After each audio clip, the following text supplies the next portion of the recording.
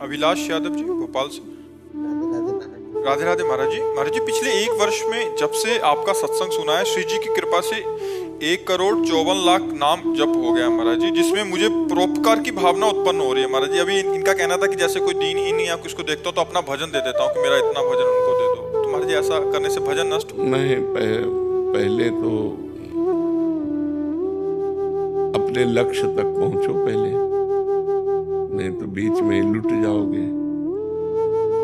भगवत प्राप्ति जब तक ना हो, अब तुम्हारे को प्रक्रिया बदलनी चाहिए।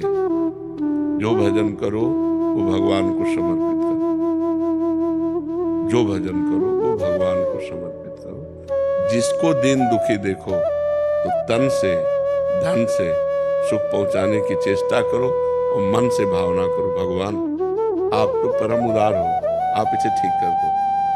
भजन भगवान को दो, प्रार्थना भगवान से करो।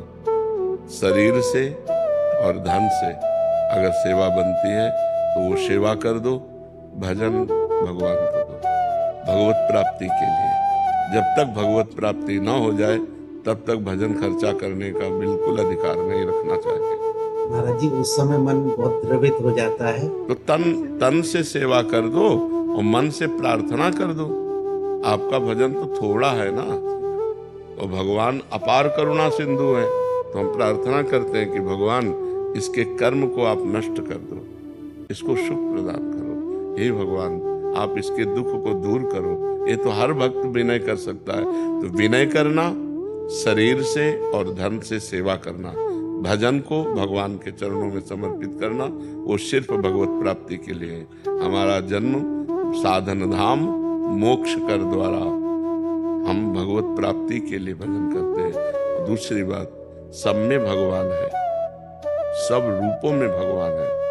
तो जब कोई दुखी हो तो देखो भगवान दुख की लीला कर रहे हैं। तो हमसे जो बन सके हम तन मन धन से सेवा कर दें, लेकिन भजन भगवान को दें।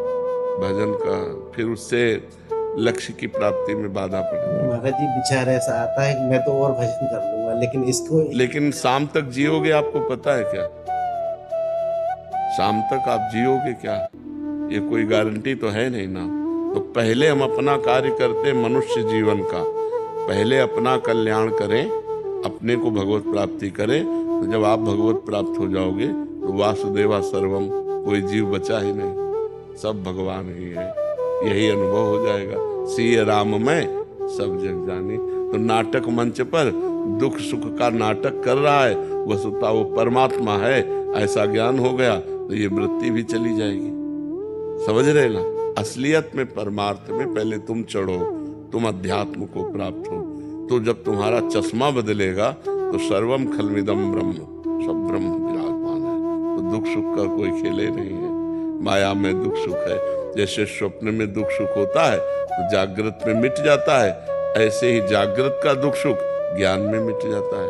जब आप ज्ञान को प्राप्त होगे, भगवान को प्राप्त होगे, तो न दुख है न सुख है, वही सच्चिदानंद परमात्मा स्त्री पुरुष रूप धारण किए हुए लीला कर रहा है, ऐसा अनुभव आएगा। तो अपने भजन को भगवान को समर्पित